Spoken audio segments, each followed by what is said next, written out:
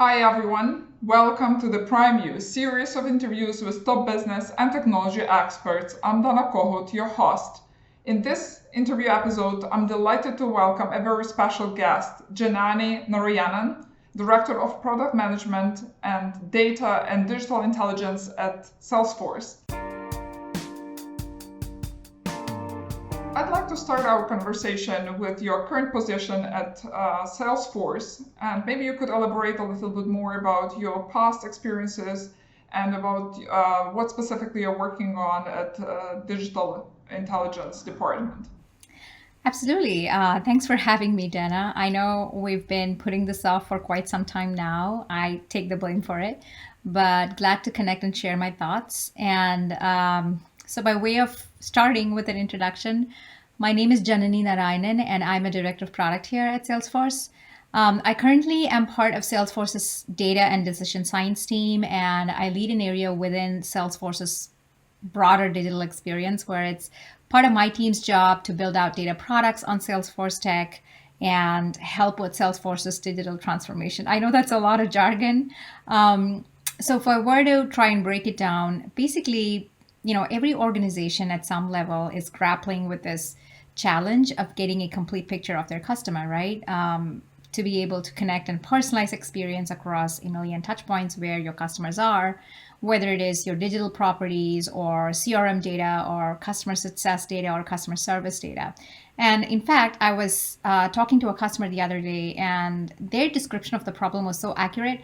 The problem is not the lack of data, right? In fact, every organization has just loads and loads of it.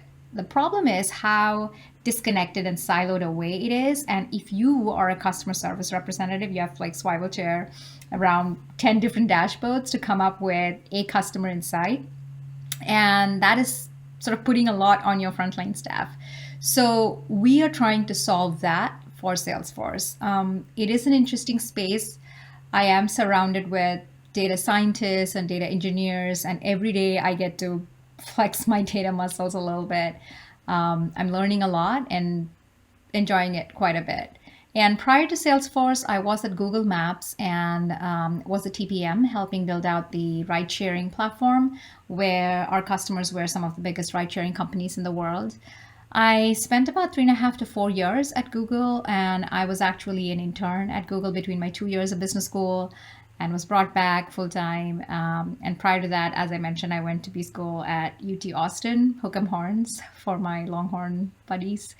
And I live in sunny California with my husband and 4-year-old son, who has been incidentally an interesting product to manage, rewarding, but the one that shipped with least documentation, if you will. And yeah, that's a little bit about my journey.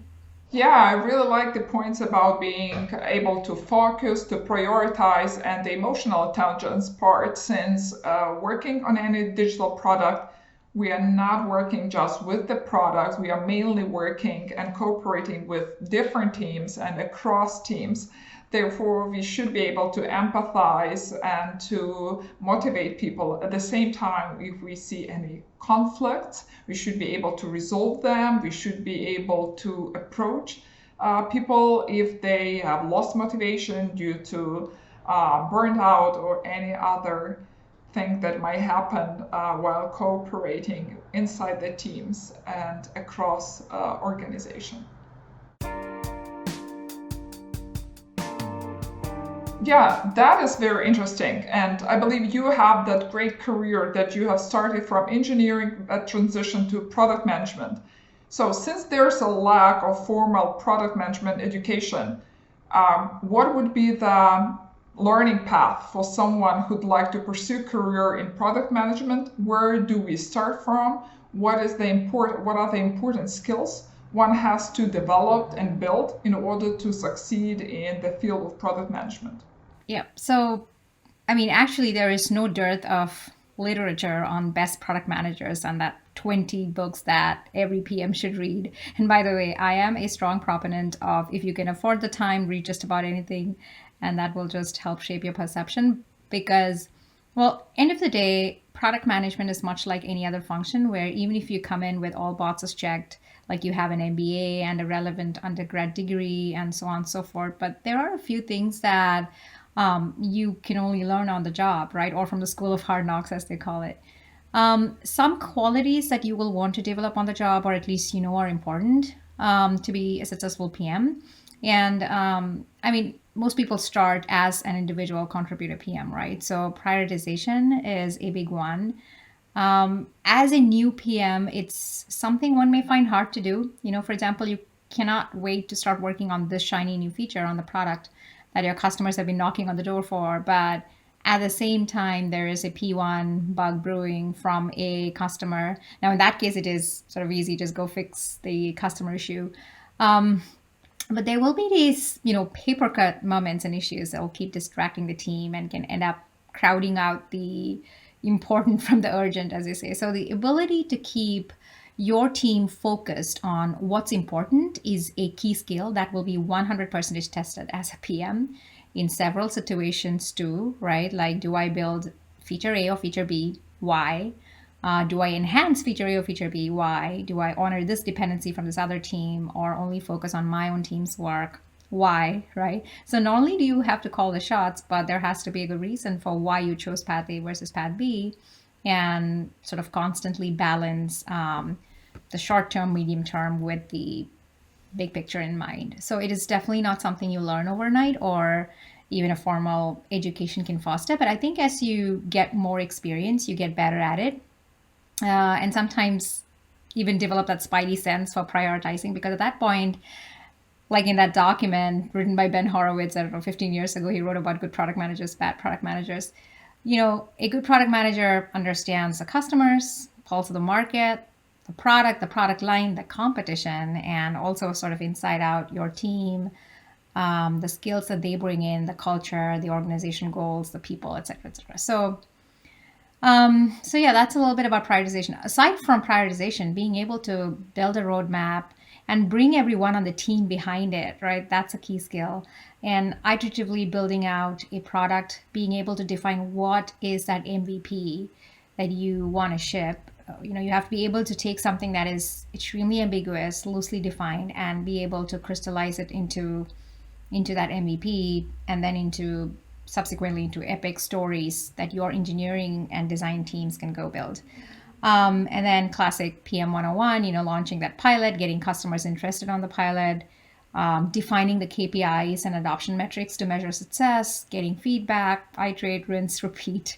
So I think as an individual contributor, these are some skills you hone, but as you can see by the nature of it, there is no crash course to learn these things. Of course, you can take courses to get initiated and get practice in a safer place, but the reality looks very different, right? Things change at a faster clip.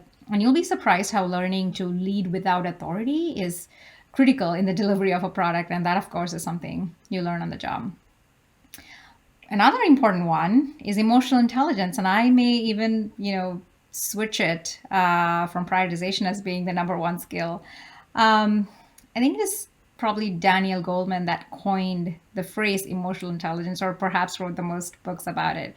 But you know how he describes emotional intelligence is how we are increasingly finding, what is the term, cognitive intelligence or IQ is not the sole predictor of success at the workplace, right? Emotional intelligence is equally, if not more important. And so, if I may briefly digress again, just so fascinated by this book, Sapiens, right, by Yuval Harari. And I'm perhaps one of the last ones to read it, so popular. But it's interesting how he points out that the most important survival skills for the next few centuries is emotional intelligence and a flexible mindset. Because the challenges, you know, are going to be more psychological, right? We are already sort of seeing it in the pandemic. So the leaders in the organizations that will come out of the other end successful and with the least attrition, if you will, are 100% the ones that led with emotional intelligence, right? And there are no two ways to it. So anyway, now coming back to product management and how all this matters, empathy and emotional intelligence are super critical for PMs. at every step of the way, right? From empathizing with your customer, your user, their pains and problems, with the cross-functional teams you collaborate with your own team members if you're a manager. So yeah, so those are some very important aspects. And then as you grow into, I think, a product leader, you want to be, the voice, be able to draw out that vision, be a shaper, shape the product, shape the organization. And at some point, then you transition from managing products to managing people who manage products. And, you still have to do a lot of fielding and tackling and unblocking blockers for the team, but then your success will be determined by the success of the people and how well they are empowered. Super, super important. Empower your people. Yeah, I'm still trying to build my team and growing my team, right? So I shouldn't be pretending like I have it all figured out. Definitely not. But it is something I deeply care about. So I do a ton of reading and seek mentorship on this and several other aspects. So that was a long answer. Janani, I would be interested to hear your point of view on the important trends that anyone who is interested in product management should take note on. Yeah. So path to product management is certainly an interesting topic. Now, I mentioned several times that some skills can only be sort of developed on the job, right? It's like a catch 22. You have to be on the job shipping real stuff to hone your PM skills. However, to break into a PM role, you need PM experience. So it's quite paradoxical if you think about it. But there are several paths, of course. The first ones are obvious, where you either start as an APM fresh out of college and then work your way up, or you go to business school and then try to make that transition. And then, recruit for PM jobs where you may still start as an entry level PM, but not as junior. If not for these options, then try and find a rotation program, right? And a sponsor, very important. And then try it out. You may not even like it, or you love it and then can try and get converted. There may be a de-leveling in some cases, depending on the role and function you're handling currently. Or, join a startup that are looking for PMs and are open to hiring out of the classic PM experience requirement. Or the best one yet, start a company, ship stuff, right? I have so much respect for entrepreneurs and just the hustle they bring along. And by the way, I had to navigate this transition myself from engineering to operations and then to product management. So it's a journey I understand all too well. And yeah, so you also had a question on Salesforce. So at Salesforce specifically, we have APM programs where we hire top talent from right from undergrad into product at Salesforce. This is a 12-week internship and a 2-year sort of rotational experience program.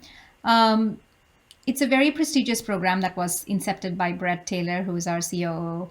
And he, interestingly, started his career as an APM at Google.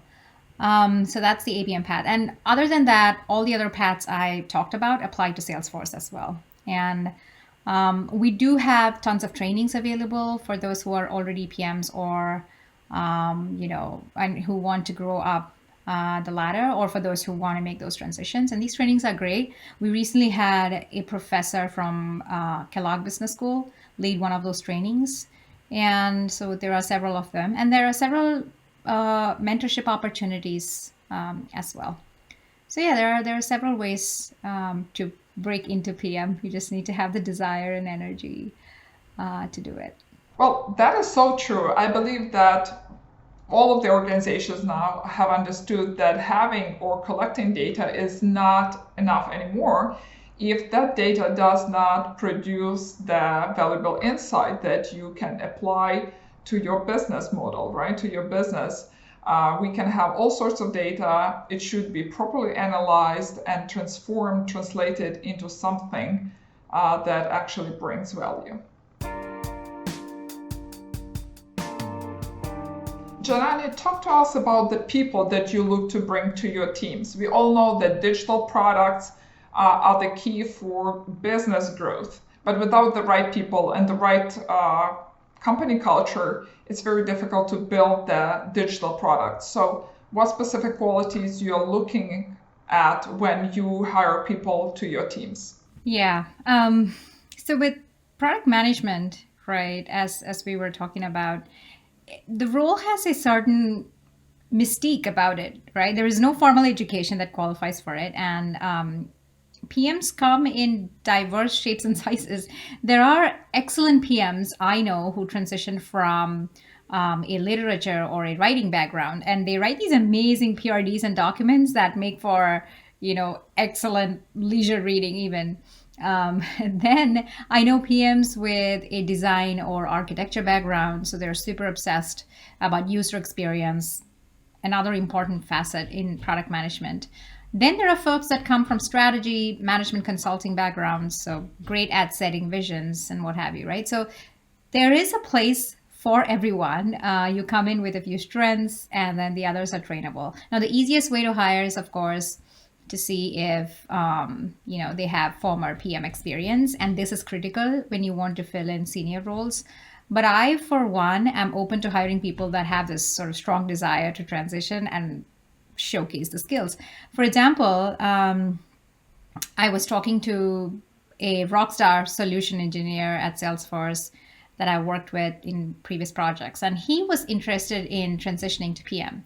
And if the right opportunity came along, I would gladly sort of endorse his candidacy because, a solution engineer, they speaks sales, right? They have strong exposure to customers. They are great communicators, and understand customer pains, right? They are also technical, which is a great skill set to have if you are in tech and want to be a platform PM, especially, and can create some kick-ass demo videos too. So the rest of the skills, such as creating PRDs, MVPs, stories, epics, etc., are things that can be trained. So that's sort of the lens I take. Also, I look for humility and a mindset to learn, right? The aforementioned emotional intelligence is super important. Also, for context, I have navigated this transition to PM from engineering to operations to product management. I think I already mentioned that. And I have faced several rejections myself, right? And I'm thankful for those rejections because that ignited that fire in me to prove that I can do it. And on the flip side, there have also been people that opened doors for me or supported and mentored me, and sort of the reason why I could get into product management. So I guess try to be a door opener to those who deserve the opportunity. Yeah. So, Janani, I am curious to hear your opinion on the key trends that are important to know for anyone interested in product management. So, what are the trends, and why would you consider them being important? Key trends. So, in digital, right, and what I've observed over the past several months of working here is this whole notion of using data as a strategic asset, especially data related to customers and prospects, has gained so much steam over the past few years because even traditional companies are increasingly realizing how customer experience is their new competitive battleground, if you will, right? And the best weapon in your arsenal is data.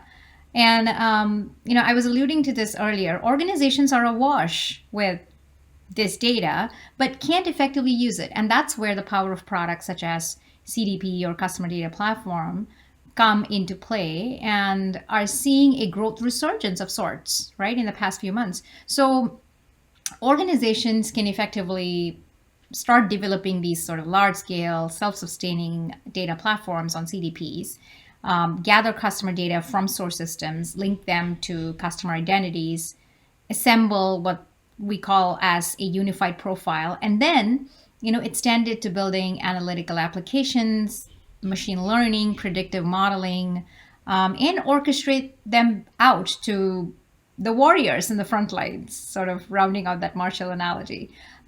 So enabling sales, service, or a digital property, or any customer touch point for that matter, right? So that's what my world is currently. And as I said, it is a very compelling space with a good amount of tailwinds, and I'm learning every day. So super happy to be here.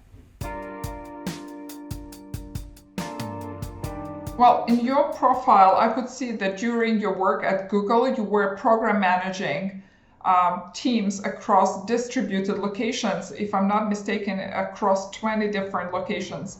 So I was wondering, what can organizations do to make sure that the teams and people's ideas, innovative ideas in that distributed environment are heard, and if there are any valuable ideas that they can be implemented? Oh yeah, yeah. That was a fun project. And by the way, I was not managing the teams directly, but was leading a program that comprised of almost 20 plus geoengineering and operations teams to deliver that best-in-class mapping and routing for our ride-sharing customers across the globe. So now the challenge, and almost also the fun part, was there was no scaffolding to operate on because it was a brand new program at the time, and we had to build the governance, the communication lines, the cadences, the reviews, literally every aspect of execution from the ground up. And obviously, there is no silver bullet solution to managing a program that is as expensive as this one. And the complexity and entropy sort of multiplies when it is global, right? But some of the classic establishing clear lines of communication, over communicate, right? Because silos tend to perpetuate themselves, as we know, and people tend to collaborate more with co-located teams or teams within the same time zones. So instituting and implementing strong cross-functional governances and cadences that aren't too processy, because sometimes it gets in the way, but at the same time, help cross-pollinate ideas, right? For example, we used to have huddles with the engineering teams and with the operations teams separately, more frequently, within these teams. And say once a month, we brought the leads together to discuss blockers and progress, and on a quarterly basis, updated executive leadership where we flew in folks, and which was possible back then. Yeah, and also getting a high level exec sponsorship goes a long way in keeping the governances up and also helping with escalating issues and with resourcing. So that's key. And also more offline async communication helped as well, right? Such as sending out newsletters.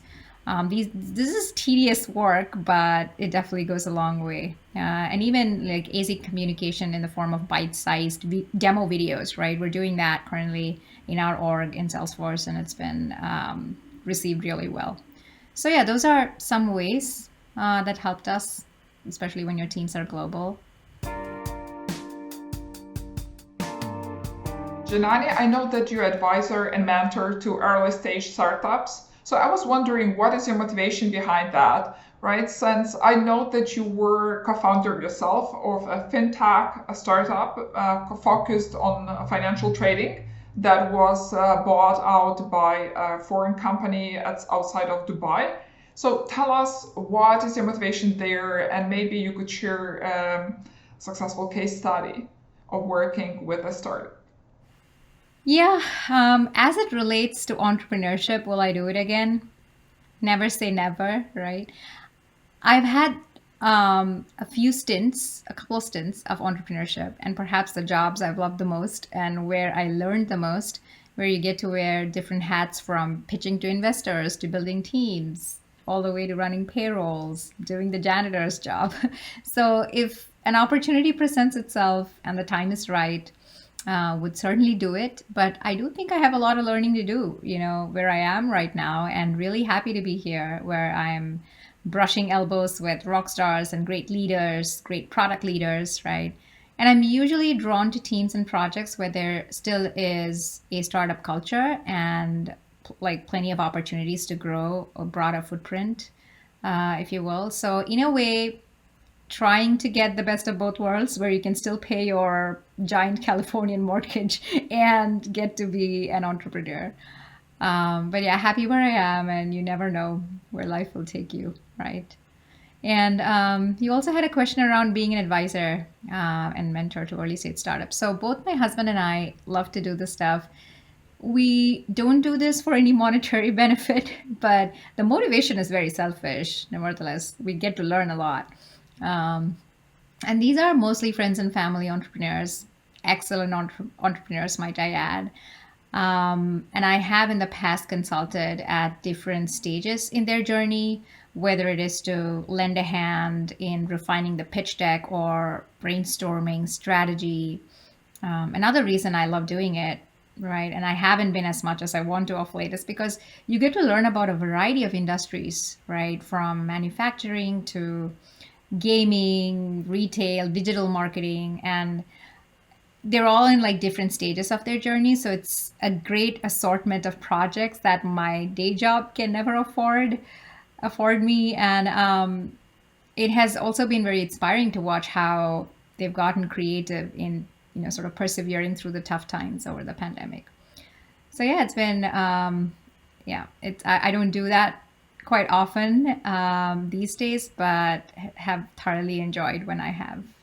Yeah, and that is actually something very interesting, as we could see that the number of startups during the coronavirus has not decreased, but on the contrary, there were many startups that have been launched and actually succeeded as they could see their niche for new products, right? That haven't been maybe that they would not be that popular in the normal times, right? Something like biotech, telecommute, and so on and so forth. So yeah, good luck to all of them with building new products and succeeding on the market.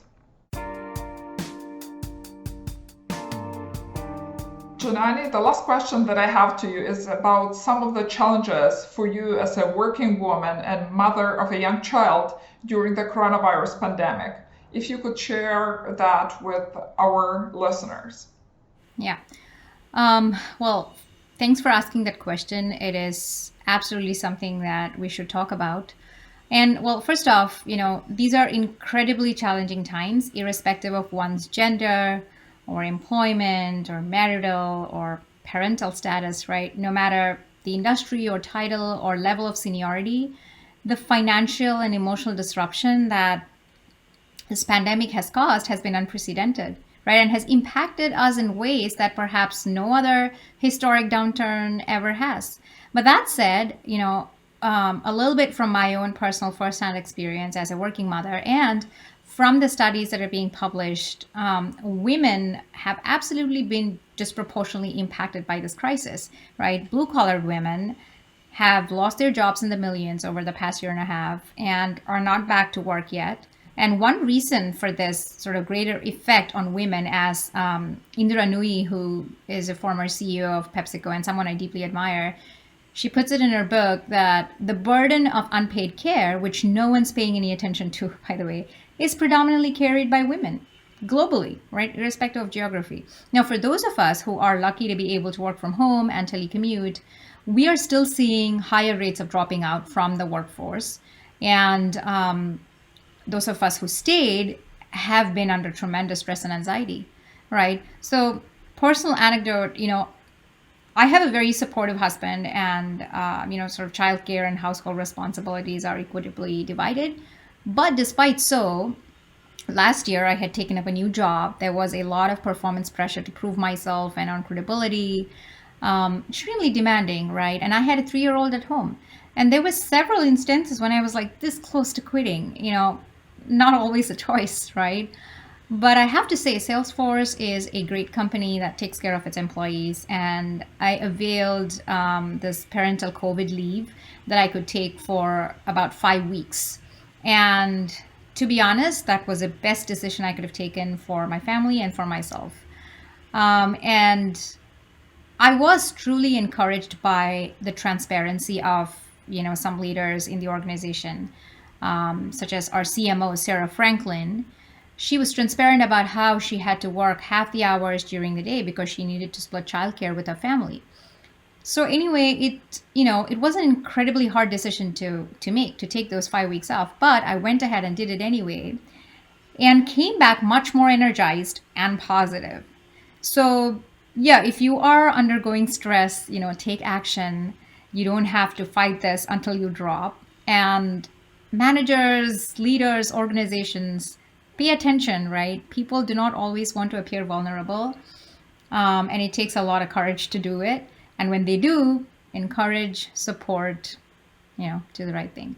To end on a positive note, I guess the silver lining in this whole thing is now families can think about flexible work and hybrid work situations and That allows you to manage your family life just a bit better, right? Save some commute time. So there's hope. Absolutely. Janani, I loved having you on the show. You're just a wealth of knowledge about product management and the key trends that are very important right now to note on. So I really love to have you here with us, and it's been a great pleasure. Well, thank you so much again for having me and for these questions. And hope this was helpful. And also, good luck with your enterprise and all the projects you have got going on as well. Thank you.